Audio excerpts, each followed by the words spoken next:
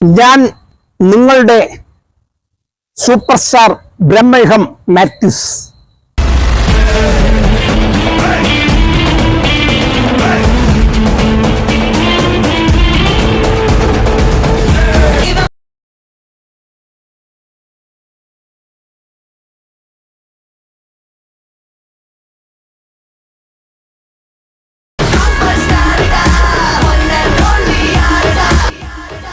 ഞാൻ നിങ്ങളുടെ super star Bramayugam Mathews.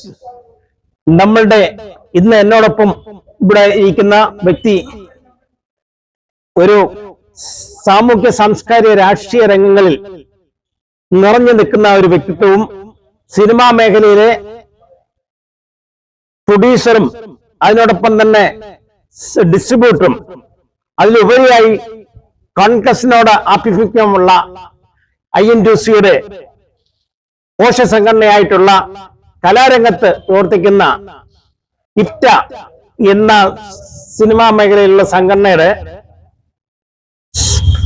Chandrasekharan രക്ഷാധികാരിയും Pandalam Sudhakaran മുൻ മന്ത്രി പന്തളം സുധാകരൻ പ്രസിഡന്റുമായിട്ടുള്ള ഇപ്റ്റ എന്ന സംഘടനയുടെ സംസ്ഥാന ജനറൽ സെക്രട്ടറി കൂടിയാണ് നമ്മുടെ ശോഭൻ പുതുപ്പള്ളി. സർ, സാറിനെ കുറിച്ച് ഞാൻ ഒത്തിരി കേട്ടിട്ടുണ്ട്. സാറ് സിനിമാ രംഗത്തും ഡിസ്ട്രിബ്യൂഷൻ രംഗത്തും സാമൂഹ്യ സാംസ്കാരിക രംഗത്തും ഏറ്റവും നിറഞ്ഞു നിൽക്കുന്ന ഒരു വ്യക്തിത്വം കൂടിയാണ്. ഇപ്പം കുറെ സിനിമകളിൽ സാറ് പ്രൊഡ്യൂസറായിട്ടും അതിനോടൊപ്പം തന്നെ പ്രൊഡക്ഷൻ കൺട്രോളറായിട്ടും ഡിസ്ട്രിബ്യൂട്ടറായിട്ടും ജോലി ചെയ്തിട്ടുണ്ട്. ഇപ്പോഴത്തെ സാറിന്റെ അടുത്ത പ്രോജക്റ്റ് ഇപ്പൊ എന്താണ്? എന്റെ ഇപ്പോഴത്തെ പ്രോജക്റ്റ് എന്ന് പറയുമ്പോൾ യുവാക്കൾക്ക് വേണ്ടിയുള്ള ഒരു ന്യൂ ജനറേഷൻ ആ ലെവലിലുള്ള ഒരു പടമാണ് ഇപ്പോൾ നമ്മൾ അനൗൺസ് ചെയ്തേക്കുന്നത്. അത് സെപ്റ്റംബറിൽ ഷൂട്ടിംഗ് ചെയ്യാൻ വേണ്ടി നമ്മൾ തീരുമാനിച്ചു. 6 യുവാക്കളുടെ, ഇന്ന് ഒരു ഗ്രാമത്തിൽ യുവാക്കളെ പറ്റി എല്ലാവർക്കും ഒരു ധാരണയുണ്ട്, ഒരു താടിയും മീശയൊക്കെ വളർത്തി കഴിഞ്ഞാൽ അവരെല്ലാവരും അങ്ങ് റോങ് ആണ്. സത്യത്തിൽ താടിയും മീശയും വളർത്തുന്ന നല്ല യുവാക്കൾ റോങ് അല്ല. അവർ നാടിനു വേണ്ടി നല്ല നല്ല സൽപ്രവർത്തികൾ ചെയ്യുന്ന ഒരു പറ്റം ചെറുപ്പക്കാർ ഇന്ന് ഈ സമൂഹത്തിലുണ്ട്. എല്ലാവരും നല്ലവരാണ്, പക്ഷെ എല്ലാരെയും താടിയും മീശയും വളർത്തുമ്പോൾ അത് വേറെ രീതി ലെവലാണ് പലരും ചിത്രീകരിക്കുന്നത്. അല്ല, അവരുടെ മനസ്സിൽ നല്ലൊരു മനസ്സുണ്ട്.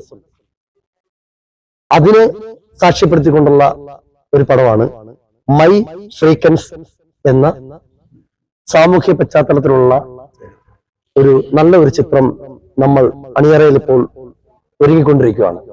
അത് ഗുരുവായൂരും പരിസര പ്രദേശങ്ങളിലും ആ പടത്തിന്റെ ഷൂട്ടിംഗ് സെപ്റ്റംബറിൽ നമ്മൾ തുടങ്ങുന്നു.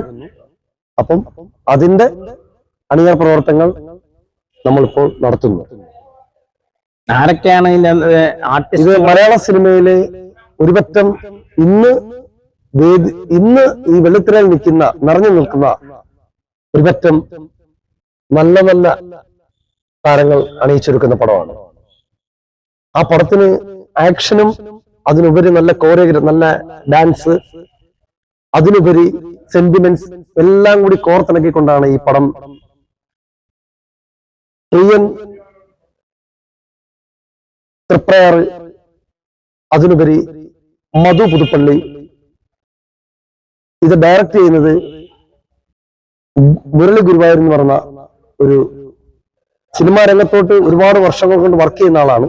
അദ്ദേഹം ഇപ്പോൾ സിനിമാ രംഗത്ത് ഡയറക്ഷൻ പദവിയിലോട്ട് കുപ്പായം അണിഞ്ഞ് ഈ മൈ ഫ്രീക്കൻസ് എന്ന പടം ചെയ്യുവാണ്.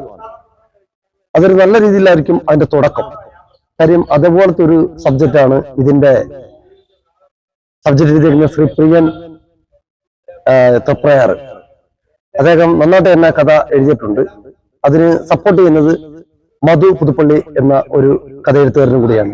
അപ്പൊ ഇവർ രണ്ടുപേരും കൂടി ചേർന്നുകൊണ്ട് പുറത്തിറക്കുന്ന വളരെ മനോഹരമായിട്ടുള്ള ഒരു സിനിമയാണെന്ന് പറയാം. പാട്ടുകൾ അസാധ്യമാണ്.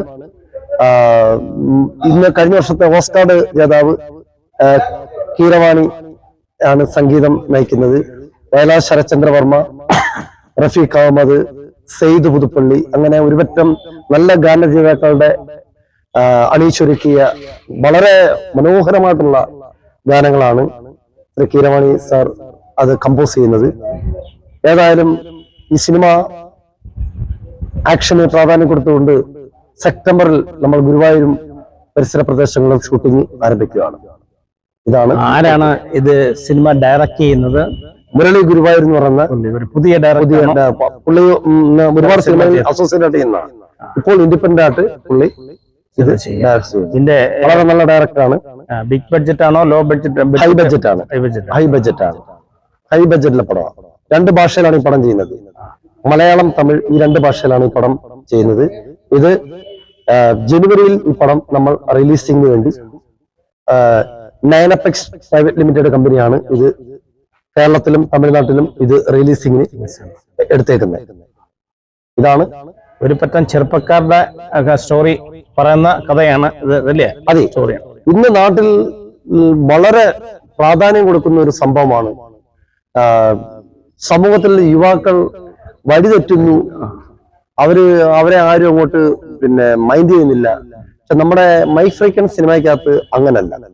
അതെന്ന് പറഞ്ഞു കഴിഞ്ഞാൽ നാടിനെ സംരക്ഷിക്കുന്ന, നാടിന്റെ ജനങ്ങൾക്ക്, ആ സമൂഹത്തിലുള്ള ജനങ്ങൾക്ക് വളരെ സംരക്ഷണം കൊടുക്കുന്ന, അവരുടെ എല്ലാവരുടെ കാര്യത്തിലും കൃത്യനിർവഹണമായിട്ട് ചെയ്യുന്ന ഒരുപറ്റം ചെറുപ്പക്കാരുടെ സാധ്യമായിട്ടുള്ള അവരുടെ സംരക്ഷണം ആ നാടിന് വളരെ ഭംഗിയായിട്ടാണ് ഇതിന്റെ കഥയെഴുത്തുകാരൻ ശ്രീ പ്രിയൻ എഴുതിയേക്കുന്നത്. അതാണ് ഈ പടത്തിന്റെ ഹൈലൈറ്റ് എന്ന് പറയുന്നത്. ഈ സിനിമ റിലീസ് ചെയ്യുന്നത് ജനുവരി. ഷൂട്ടിംഗ് തുടങ്ങാൻ ഉദ്ദേശിക്കുന്നത്? ഇത് സെപ്റ്റംബറിൽ നമ്മൾ ഷൂട്ടിങ്ങിനായിട്ട് ഗുരുവായൂരും പരിസര പ്രദേശങ്ങളും ഷൂട്ടിങ്ങിന് വേണ്ടി നമ്മൾ എല്ലാം തീരുമാനിച്ചു കഴിഞ്ഞു. മഴയുടെ അന്തരീക്ഷം കൊണ്ടാണ് നമ്മൾ പടം ഒന്ന് മാറ്റിവെച്ചത്. അതുകൊണ്ടാണ്. ആർട്ടിസ്റ്റുകൾ ഒരുപാട് താരങ്ങളുണ്ട്. കൂടുതലും ആക്ഷന് പ്രാധാന്യം കൊടുത്തതിനുള്ള പടം തന്നെ. പിന്നെ പുതുമുഖങ്ങൾക്ക് പ്രാധാന്യം കൂടി ഞങ്ങൾ ഈ പടത്തിൽ കൊടുക്കുന്നുണ്ട്.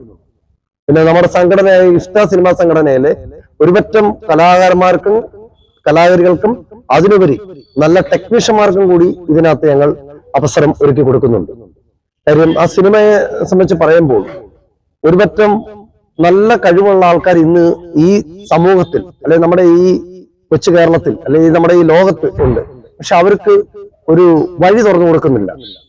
അത് മലയാള സിനിമയിൽ അസോസിയേഷനായിട്ട് തിരിക്കുന്ന കുറെ സംഘടനകളുണ്ട്. അവരുടെ മേൽക്കോയ്മയിലാണ്, അവരുടെ മേൽക്കോയ്മയിലുള്ള മെമ്പേഴ്സിന് മാത്രമേ അവസരമുള്ളൂ. അതിനെല്ലാം കവർ ചെയ്തുകൊണ്ട് INDC ഇഷ്ട സിനിമാ സംഘടനയുടെ ശ്രീ R ചന്ദ്രശേഖരൻ സാർ രക്ഷാധികാരിയായിട്ട് ഇരുന്നുകൊണ്ട്, ശ്രീ പന്തള സുധാകരൻ മുൻ മന്ത്രി പ്രസിഡന്റായിട്ടും ഞാൻ ജനറൽ സെക്രട്ടറി ആയിട്ട് ഇരുന്നുകൊണ്ട് ഇതിന്റെ ഒരു വഴിത്തിരിവ് ഈ സിനിമ ഇഷ്ട സിനിമയ്ക്കകത്ത്, ഇഷ്ട സിനിമാ സംഘടനയുടെ ആ യൂണിയനകത്ത് ഒരു വഴിത്തിരിവ് ഉണ്ടാക്കുന്നതിന് വേണ്ടി മാത്രമാണ് നമ്മൾ ഒരുപറ്റം നല്ല നല്ല കലാകാരന്മാരെയും കലാകാരികളെയും ടെക്നീഷ്യന്മാരെ അണിച്ചൊരുക്കിയല്ല ഇന്നത്തെ മെമ്പേഴ്സായിട്ട് കൊണ്ടുവന്ന് അവർക്ക് വേണ്ട എല്ലാവിധ ക്ഷേമനിധി ആയാലും മെഡിക്കൽ ഇൻഷുറൻസ് ആയാലും എല്ലാം കൈകോർത്തുകൊണ്ട് നമ്മൾ ഈ സംഘടനകളിൽ കൂടി തന്നെ ഈ പടങ്ങൾ, സംഘടന ഒരു പടമല്ല ചെയ്യാൻ പോകുന്നത്, സംഘടന ഈ വർഷം തന്നെ 3 പടം നമ്മൾ ചെയ്യുന്നുണ്ട്. ഇത് കൂടാതെ നമ്മുടെ ചിൽഡ്രൻസ് ഒരു പടം, കുട്ടികൾക്കും INDCയിലെ അംഗങ്ങളുണ്ട്, ഇതിനകത്ത് മെമ്പേഴ്സ് ഉണ്ട്. അവർക്കും നമ്മൾ കുട്ടികൾക്ക് വേണ്ടി, ചിൽഡ്രൻസിന് വേണ്ടി ഒരു പടവും കൂടി നമ്മൾ ഒരുക്കുന്നുണ്ട്. അതുകൂടാതെ മറ്റൊരു പടവും കൂടി നമ്മൾ ഇഫ്റ്റയ്ക്കകത്ത് ഒരുപറ്റം കലാകാരന്മാർ അണിയിക്കുന്ന ഒരു പടവും കൂടി ഈ വർഷം തന്നെ നമ്മൾ ഈ പുതുവർഷം 2025 നമ്മളത് അണിയിച്ചൊരുക്കുവാണ്. അതാണ് നമ്മളിപ്പോൾ ഈ വർഷത്തെ നമ്മുടെ ബഡ്ജറ്റ്. ഈ സിനിമ മെയിൻലി ഈ ഫാമിലി ഓറിയന്റഡ് ആണോ, അതോ ചെറുപ്പക്കാരായ യുവാക്കളുടെ? കോമൺ ആണ്. കോമൺ. കാര്യം എല്ലാവർക്കും സിനിമ കാണണം. സിനിമാ തിയേറ്ററിൽ പോയി സിനിമ കാണണമെങ്കിൽ ഒരുപറ്റ ആൾക്കാർ മാത്രം ഇരുന്നാൽ സിനിമ ആസ്വദിക്കാൻ പറ്റും. അതെല്ലാവരും കൂടി കണ്ടിട്ട് വേണം ഇറങ്ങി വരുമ്പോൾ ഇത് നല്ല സിനിമയാണെന്നുള്ളത് മറ്റുള്ളവർക്ക് അവർക്ക് അത് കേൾപ്പിക്കണം. ഇത് കാണാൻ കൊള്ളാവുന്ന 2.5 മണിക്കൂർ തിയേറ്ററിൽ ഇരുന്ന് ആസ്വദിച്ച് കാണാൻ പറ്റുന്ന പടം. ഇന്നത്തെ ട്രെൻഡിനനുസരിച്ചുള്ള പടമാണ് ഇതിന്റെ സംവിധായക ശ്രീ മുരളി ഗുരുവായൂർ ഇത് മേക്കപ്പ് ചെയ്തേക്കുന്നത്. ആ രീതിയിലുള്ള പശ്ചാത്തലത്തിലാണ് ഈ പടം ചെയ്തിരിക്കുന്നത്. ഞാൻ കഴിഞ്ഞ കുറെ വർഷങ്ങളായി പഠിച്ചുകൊണ്ടിരിക്കുന്ന സമയത്ത് LLBക്കും ഒക്കെ പഠിച്ചുകൊണ്ടിരിക്കുന്ന സമയത്ത് ഞാൻ കുറെ സിനിമകളിൽ ഒരു 10-26 സിനിമകൾ ചെറിയ വേഷങ്ങൾ, അതിനകത്ത് വലിയ വേഷമൊക്കെ ചെയ്ത് ഞാനും മോഹൻലാലും ഒക്കെ ആയിട്ട് ഭൂമിയിൽ രാജക്കം 10-22 ദിവസം ഷൂട്ടുണ്ടായിരുന്നു. നമുക്ക് ട്രിവാൻഡ്രം പരിസരങ്ങളിലാണ്. മന്ത്രിയായാലും MLA ആയിട്ടും ഒക്കെ കോവളം ITDC ഹോട്ടലായിരുന്നു. അതിനുശേഷം മമ്മൂട്ടിയോടൊപ്പം മാസ്റ്റർ പീസിന് കേന്ദ്രമന്ത്രിയായിട്ടും ഞാൻ ആൺമന്ത്രി, അവര് ലേഡീസ് മന്ത്രിയായിട്ടും അങ്ങനെയൊക്കെ കുറെ വേഷങ്ങൾ. പിന്നെ വചനം, നമ്മുടെ ചാരുഹാസൻ ഞാൻ ഫോട്ടോഗ്രാഫറാണ്. സുരേഷ് ഗോപിയൊക്കെ കുറെ സിനിമകൾ ചെയ്തിട്ടുണ്ട്. എന്നാലും എനിക്ക് ഈ സിനിമകളുടെ പൾസ്, ഏത് രീതിയിലുള്ള സിനിമകൾ ഇന്ന് ജനങ്ങൾ സ്വീകരിക്കത്തില്ല എന്നുള്ള ഒരു വ്യക്തമായ ഐഡിയ ഉള്ള ഒരു വ്യക്തിയാണ് ഞാൻ.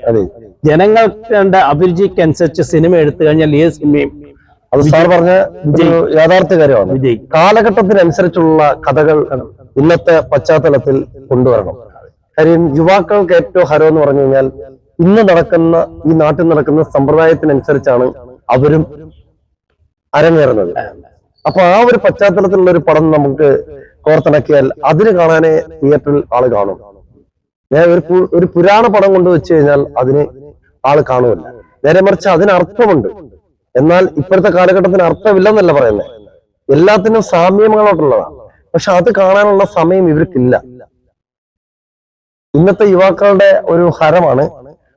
പിന്നെ അവർക്ക് തപ്പാങ്കൂട്ട് അങ്ങനെയുള്ള മേളങ്ങളൊക്കെ കണ്ടുള്ള ആസ്വദിച്ചുള്ള പാട്ടുകളും അങ്ങനെയുള്ള നല്ല ഫൈറ്റുകളും ഒക്കെ ചെയ്തുകൊണ്ട് ട്രെൻഡിനനുസരിച്ചുള്ള സാധനങ്ങളാണ് അവർ നോക്കുന്നത്.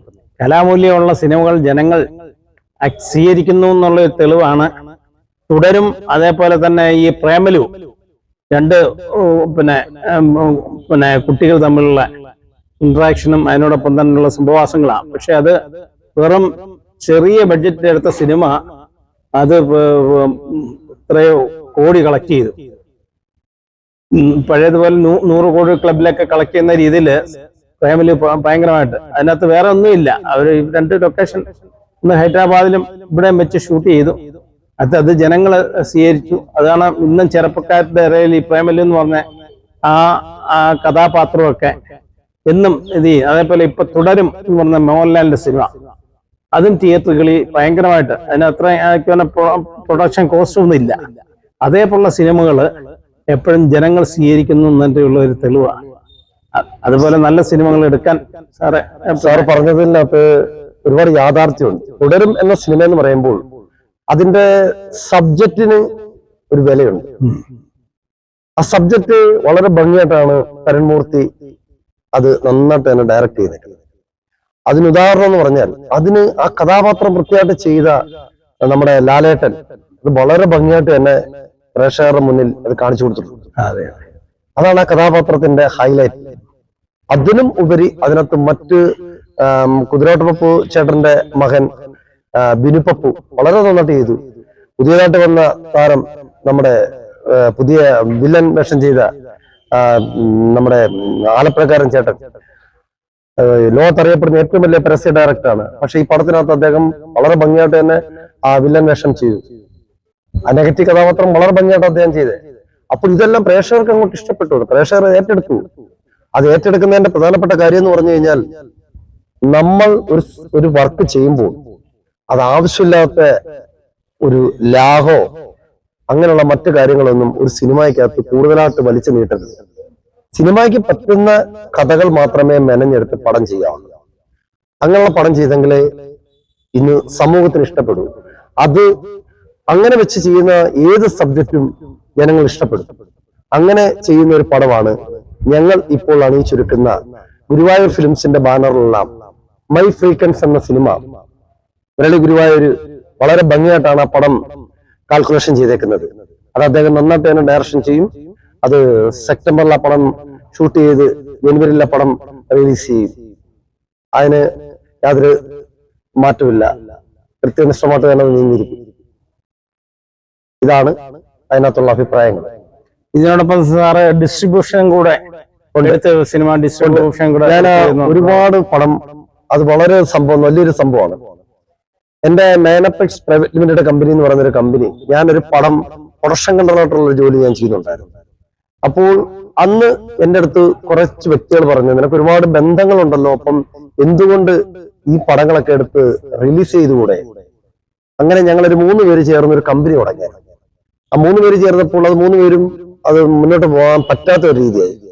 അവസാനം ഞാൻ ആ കമ്പനി ഞാൻ ഒറ്റയ്ക്ക് ഏറ്റെടുത്തുകൊണ്ട് ആ പടം തന്നെ പൊന്നരയൻ എന്ന ഒരു സിനിമ ഞാൻ 2012 കാലഘട്ടത്തിൽ 12-13 കാലഘട്ടത്തിൽ ഞാൻ ചെയ്തു. ആ പടം ഞാൻ ചെയ്തു 2 വാരം ആ പടം ഞാൻ ഓടിച്ചു. തിയേറ്ററിൽ ഏകദേശം 70 തിയേറ്ററിൽ ഞാൻ ആ പടം ഓടിച്ചു. ലോ ബഡ്ജറ്റ് പടമാണ്.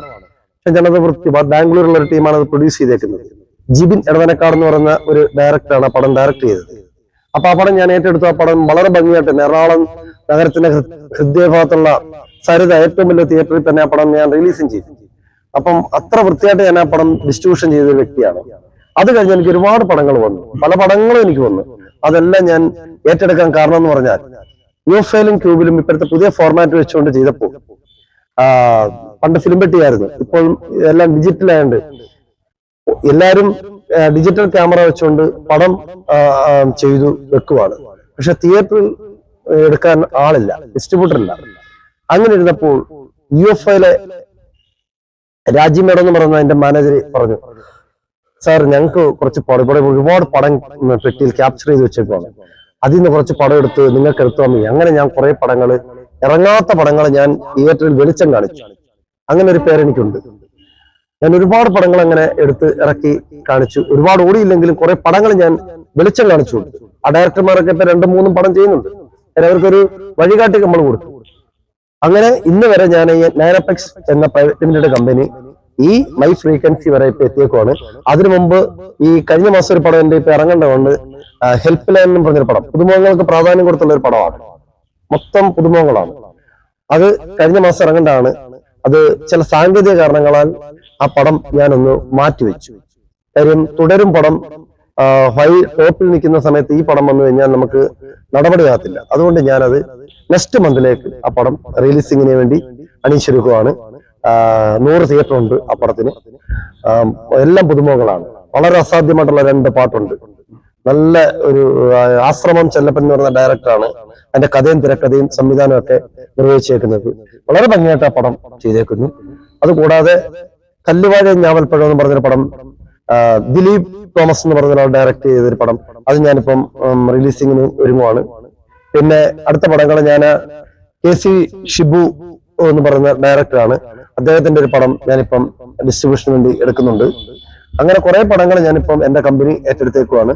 ഇതിനെല്ലാം നമുക്ക് സപ്പോർട്ടും കാര്യങ്ങളൊക്കെ ചെയ്യുന്ന കൊല്ലത്തിന്റെ അഭിമാനമായ ഒരു താരമാണ് ശ്രീ, ഇന്നത്തെ ഇന്റർവ്യൂവിൽ തന്നെ എനിക്ക് വന്നത് ശ്രീ മാത്യൂസ് ചേട്ടനാണ്. മാത്യൂസ് ചേട്ടനെ എനിക്ക് ഒരിക്കലും മറക്കാൻ പറ്റത്തില്ല.